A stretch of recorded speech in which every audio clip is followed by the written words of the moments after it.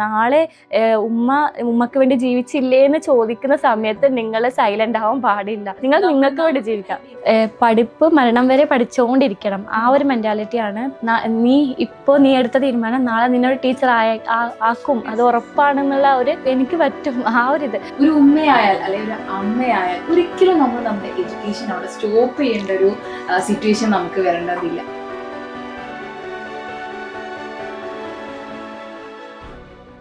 Hello everyone, welcome to future plus Skillmate. ഇന്ന് നമ്മുടെ കൂടെ നമ്മുടെ മോണ്ടിസറി കോഴ്സ് കംപ്ലീറ്റ് ചെയ്ത ഒരു സ്റ്റുഡൻ്റ് ആണുള്ളത് കേട്ടോ. അപ്പോൾ നമുക്ക് എന്ത് ചെയ്യാം, ആളെന്ന് പരിചയപ്പെടാം. Okay, please introduce yourself. Mubina, Kasaragod Thalangara Malik Dinar. 4 മക്കളാണ്.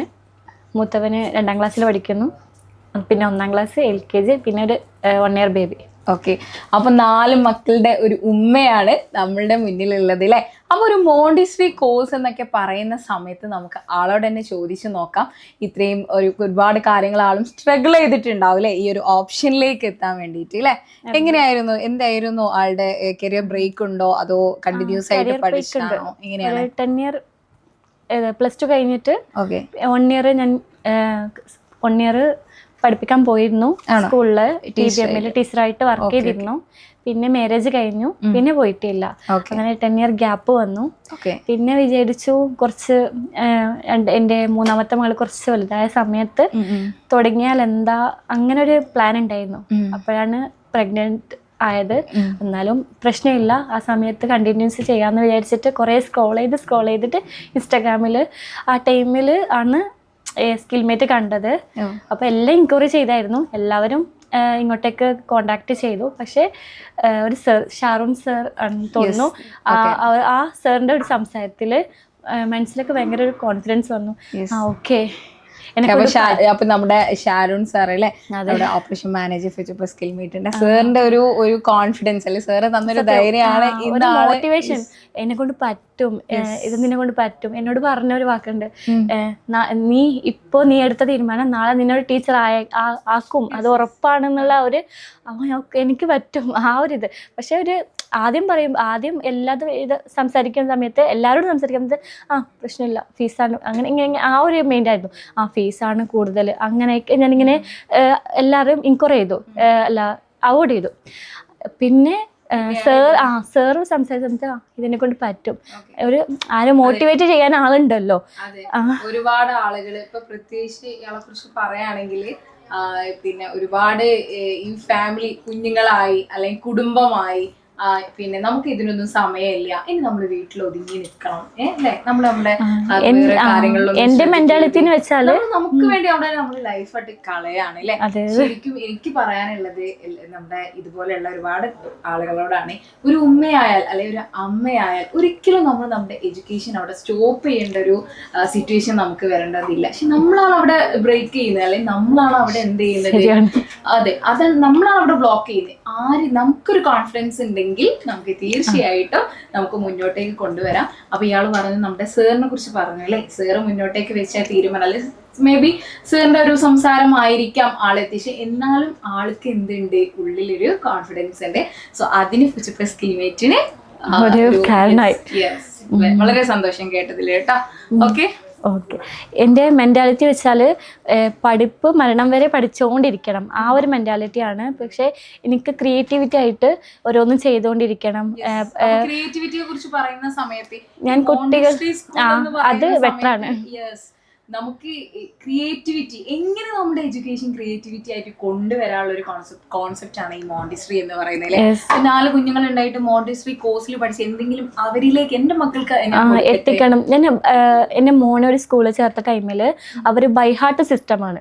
പക്ഷെ എനിക്കത് ഒട്ടും ഉൾക്കൊള്ളാൻ കഴിയുന്നില്ല. അപ്പൊ ഞാൻ പറഞ്ഞു, ബൈ ഹാർട്ട് ഒരിക്കലും കുട്ടികൾക്ക് പറ്റത്തില്ല. അവര് അതെ ആക്ടിവിറ്റിയിലൂടെ കുട്ടികൾക്ക് മൈൻഡിലേക്ക് കയറണം, അതാണ് എൻ്റെ ഇത്. അപ്പോൾ ആ ഒരു തോട്ടാണ് എന്റെ മൈൻഡിൽ വന്നത്. മോണ്ടിസറി ക്ലാസ് എടുക്കുന്ന സമയത്ത് കുട്ടികൾ സ്റ്റുഡൻസിനെ എടുത്ത സമയത്ത് ഞാനിങ്ങനെ വിചാരിക്കാറുണ്ട്, നമ്മൾ കുട്ടികളെ ഓരോ കാര്യങ്ങൾ പഠിപ്പിക്കുന്ന സമയത്ത് ഈ ടീച്ചിങ് മെത്തേഡ്സുകളൊന്നും നമ്മൾ നമ്മുടെ ചെറുപ്പത്തിൽ പഠിച്ചിട്ടില്ല. മേ ബി നമുക്കൊക്കെ അങ്ങനെ എന്തെങ്കിലും കിട്ടിയിട്ടുണ്ടെങ്കിൽ ലൈഫിൽ ശരിക്കും ഞങ്ങൾ ചെയ്യുന്ന ഓരോ കാര്യങ്ങളാണ്. പക്ഷെ ഞങ്ങൾ ചെയ്യുന്നത് ആ ഒരു കറക്റ്റായിട്ടല്ല. ഇപ്പോൾ ഒരു സ്പൂണ് പിടിക്കുന്ന കാര്യമായാലും ഏത് കാര്യമായാലും കറക്റ്റല്ല.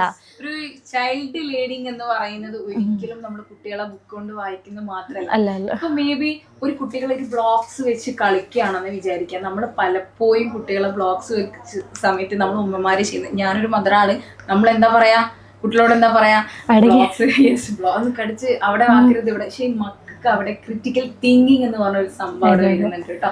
അപ്പം നമ്മളൊരു കുട്ടിയെ എങ്ങനെ ട്രീറ്റ് ചെയ്യണം, എങ്ങനെയാണ് ഒരു സൈക്കോളജിക്കൽ ബിഹേവിയർ എങ്ങനെ കൊണ്ടുവരണം, ഇതൊക്കെ കംപ്ലീറ്റ്ലി ആയിട്ട് നമുക്ക് ഈ ഒരു മോണ്ടിസറി കോഴ്സിൽ പഠിക്കാൻ പറ്റും.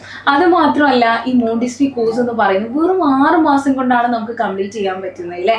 ഓക്കെ, അപ്പം ഈ മുബീന പറഞ്ഞതുപോലെ, മുബീനെ പോലല്ലേ ഒരുപാട് ആളുകൾ ഉണ്ടാവില്ലേ മക്കളൊക്കെ ആയിട്ട് വീട്ടിൽ, എൻ്റെ ലൈഫ് ഇങ്ങനെയാണ്, എൻ്റെ ലൈഫ് റൂട്ടീൻ എങ്ങനെ, പക്ഷെ ആഗ്രഹങ്ങൾ ഉണ്ടാവും, ഒരു മനസ്സിലുണ്ടാവും. ഈ ആഗ്രഹങ്ങളൊക്കെ അവരിങ്ങനെ ഒതുക്കി വെക്കുകയായിരിക്കും ചെയ്യും. ഇതിന് വേണ്ടിയിട്ടാണ് നമ്മളെങ്ങനെ ചെയ്യുന്നത് അല്ലേ. നമുക്കും അതിലുള്ള ഒരു മുബീന ആയിരിക്കൂടെ അല്ലേ. അപ്പോൾ തീർച്ചയായിട്ടും നമുക്കും ഇങ്ങനെ ആ സിറ്റുവേഷനിൽ കടന്നു വന്ന് മുന്നോട്ടേക്ക് തീർച്ചയായിട്ടും നമുക്ക് എത്താൻ സാധിക്കും. ഓക്കെ, ഇനിയിപ്പം സ്പെഷ്യലി ആയിട്ട് നമുക്ക് ഫ്യൂച്ചർ പ്ലസ് സ്കിൽമേറ്റിൽ നിന്നും കിട്ടിയ, അല്ലെങ്കിൽ ഷാരോൺ സാറിന് പറഞ്ഞ വളരെ സന്തോഷമുണ്ട് സാറിന് പറഞ്ഞതിൽ. അപ്പോൾ ഒരാളുടെ ലൈഫിലേക്ക് നമുക്ക് ഇങ്ങനെ ഒരു കാര്യം ചെയ്യാമെന്ന് പറ്റുന്ന സമയത്ത് ഇറ്റ്സ് വെരി ഹാപ്പി തിങ്. അപ്പോൾ ഒരു കാര്യം ചോദിക്കാനുള്ളത്, ഇപ്പം നമ്മുടെ സ്കിൽമേറ്റിൽ എന്തെങ്കിലും, അതായത് ലേണിംഗ് ആയിട്ടോ അല്ലെങ്കിൽ ടീച്ചിങ് മെത്തേഡ്സ് ആയിട്ടോ മുബീനക്ക് ഏറ്റവും കൂടുതൽ ഇഷ്ടപ്പെട്ട എന്തെങ്കിലും കാര്യങ്ങൾ ഉണ്ടായിട്ടുണ്ടോ? എനിക്ക് സ്കിൽമേറ്റിൻ്റെ കൂടിയിട്ട് എനിക്ക് മനസ്സിലായ കാര്യങ്ങൾ എന്താ പറഞ്ഞാൽ, ഒരു വൈവിൻ്റെ ടൈമിൽ ഞാൻ വൈവ് ആദ്യത്തതിൽ എൻ്റെ പോയി. അപ്പോൾ എനിക്ക് ഭയങ്കര സങ്കടം, സഹിക്കാൻ പറ്റുന്നില്ല. ഞാൻ വിളിച്ചിട്ട് ഞാൻ ഒരുപാട് പറഞ്ഞു. ആ സമയത്ത് നല്ല കൂളായിട്ട് ഭയങ്കര ഞങ്ങളെ നല്ല കാമായിട്ട് സംസാരിച്ചിട്ട് ഓക്കെ നിങ്ങൾക്ക് ശരിയാക്കാം ഇത് അങ്ങനെ ഒരു ഇത് അങ്ങനെ കുറച്ച് അവരെ നല്ല കാമായിട്ട് സംസാരിച്ച് ഞങ്ങളെ കൂളാക്കി. ഞാൻ റൗഡായിട്ടാണ് സംസാരിച്ചതെങ്കിലും പിന്നെ എന്നോട് കാമായിട്ട് സംസാരിച്ച് ഞാൻ ഓക്കെ ആയി. പിന്നെ അതിന്ന് ആ സമയത്ത് രണ്ടാമതിൽ ഞാൻ പാസ്സായി. ആ സമയത്താണ് ഞാൻ വിചാരിച്ചത്, ഞാൻ ആദ്യത്തതിൽ ആയിരുന്നെങ്കിൽ എനിക്ക് ഇത്രത്തോളം മനസ്സിലാക്കാൻ പറ്റിയിട്ടുണ്ടാവില്ലായിരുന്നു എന്ന്. കാരണം വെച്ചാൽ ആദ്യത്തിൽ പാസ്സായാൽ ഞാൻ ആദ്യത്തെ പഠിച്ച അത്രയും അതിനേക്കാളും കൂടുതൽ രണ്ടാമത്തതിൽ വൈവയിൽ സ്ട്രഗിൾ ചെയ്തിട്ടുണ്ട്. അത്രയും ഞാൻ പഠിച്ചിട്ടുണ്ട്, ഓവറായിട്ട് പഠിച്ച് അതിൻ്റെ ഉള്ളറിഞ്ഞ് മനസ്സിലായി. ആദ്യം കാര്യമാക്കി എടുത്തിട്ടുണ്ടായിരുന്നില്ല, എന്താണ് സംഭവം എന്നറിയില്ലല്ലോ. അപ്പോൾ എടുത്തപ്പോൾ പൊട്ടിയപ്പോൾ എനിക്ക് ഭയങ്കര സങ്കടം. ഞാൻ മാർക്ക് കുറച്ചാൽ പോരെ, എന്തിനാ ഫൈലാക്കുന്നതെന്നൊക്കെ ചോദിച്ച് ഭയങ്കരത്തിൽ ഞാൻ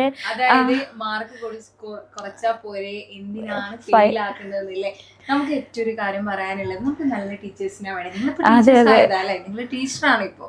അപ്പൊ നിങ്ങൾ എന്താ ചിന്തിക്കുക, നമുക്ക് എന്തൊക്കെയോ ടീച്ചർമാരെ നമുക്ക് പറ്റില്ല. നമ്മുടെ ഫിസിക്കൽ അല്ലെങ്കിൽ നമ്മുടെ കുട്ടികളെ ആ ഒരു രീതിയിലേക്ക് നമ്മൾ എത്തിക്കും എന്നുള്ള ഒരു കോൺഫിഡൻസ് 100% നമ്മുടെ ഭാഗത്തു നിന്നുണ്ട്.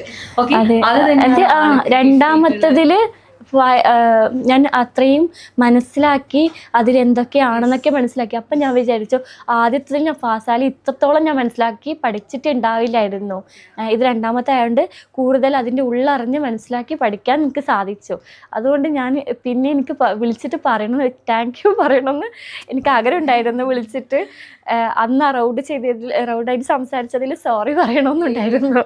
അതൊക്കെ നിങ്ങളൊരു സിറ്റുവേഷൻസ് നമുക്ക് മനസ്സിലാവും നമ്മുടെ കുട്ടികളുടെ ഫീലിങ്സ് കേട്ടോ. നമ്മൾ ഒരിക്കലും നിങ്ങളെ പഠിപ്പിക്കാൻ മാത്രമുള്ള കാര്യമല്ല, നിങ്ങളുടെ ഇമോഷൻസ്, നിങ്ങളുടെ ഫീലിങ്സ്.